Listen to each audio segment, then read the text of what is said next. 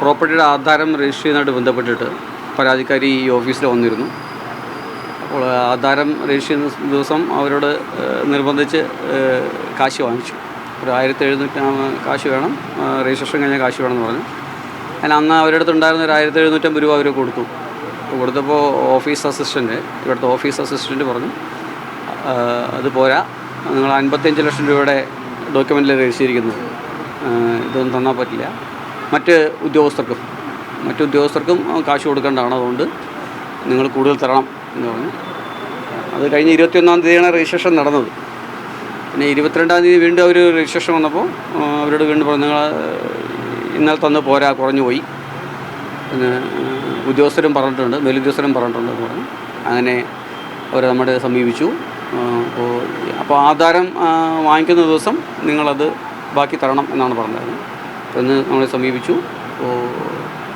അപ്പോൾ അവരുടെ പരാതി പ്രകാരം കേസ് രജിസ്റ്റർ ചെയ്തു. റേഞ്ചിലെ ഡിവൈഎസ്പിമാരായ തോമസും സുനിലും, പിന്നെ മറ്റ് റേഞ്ചിലെയും യൂണിറ്റിലെയും ഐസെല്ലിലെ ഉദ്യോഗസ്ഥരും മറ്റു ഉദ്യോഗസ്ഥരെല്ലാം കൂടി ചേർന്ന് ഇന്നിവിടെ വന്നു.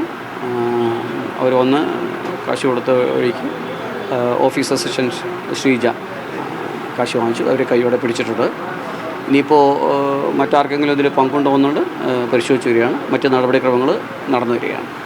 ഇതിപ്പോൾ ഒരാളുടെ കയ്യിൽ നിന്നാണ് 1750. അപ്പോൾ ഇവിടെ നിരവധി രജിസ്ട്രേഷൻ ദിവസേന നടക്കുന്നുണ്ട്. അപ്പോൾ എല്ലാവരുടെ കയ്യിൽ നിന്ന് ഇതുപോലെ പണം വാങ്ങുന്നതായിട്ട് ശ്രദ്ധയിൽപ്പെട്ടിട്ടുണ്ട്. അങ്ങനെ കണ്ടെത്താൻ നമുക്ക് അറിവുണ്ട്.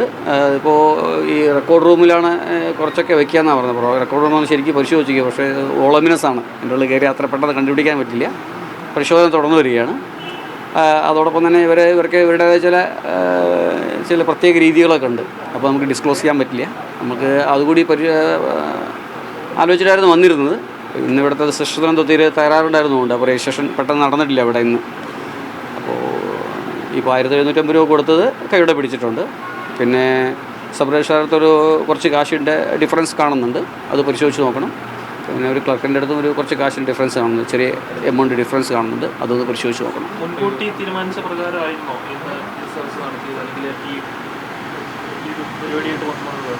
അതെ, നമുക്ക് പരാതി ഓൾറെഡി പരാതിക്കാരി തന്നിട്ടുണ്ടല്ലോ. അതിൻ്റെ അടിസ്ഥാനത്തിലാണ് നമ്മളിവിടെ അവരുടെ അടുത്ത് ഫിനാൻസ് താലും പുരട്ടിയ ഓർഡർ പുരട്ടിയ പൈസ കൊടുത്ത് വിട്ടത്. കൈയോടെ പിടിക്കുകയും ചെയ്തിട്ടുണ്ട്. ഓഫീസിലുള്ള എല്ലാവർക്കും ഇതിൽ പങ്കുള്ളതായിട്ട് ഒരു രീതിയിലേക്ക് അന്വേഷണം നീങ്ങുന്നതാണ്. നമ്മളത് പരിശോധിക്കണം. ഇപ്പോൾ പരിശോധിച്ചതിന് ശേഷം ബാക്കി പറയാം. ഇവരുടെ അറസ്റ്റ് തന്നെ രേഖപ്പെടും. ഓഫീസ് അസിസ്റ്റൻ്റ് അറസ്റ്റ് തന്നെ രേഖപ്പെടും. നേരത്തെ പറഞ്ഞ 2 ജീവനക്കാരുടെ കയ്യിൽ എമൗണ്ടിൽ വ്യത്യാസമുണ്ടെന്ന് പറഞ്ഞു. അപ്പോൾ അവരെന്തെങ്കിലും പണം വാങ്ങിയിട്ടുണ്ടോ, അതിലേക്ക് സ്ഥിരീകരിക്കാൻ സാധിച്ചിട്ടുണ്ടോ? ഇല്ല, പരിശോധിക്കണം. എന്തുകൊണ്ടാണ് അങ്ങനെ ഒരു ഡിഫറൻസ് വന്നതൊക്കെ പരിശോധിക്കണം.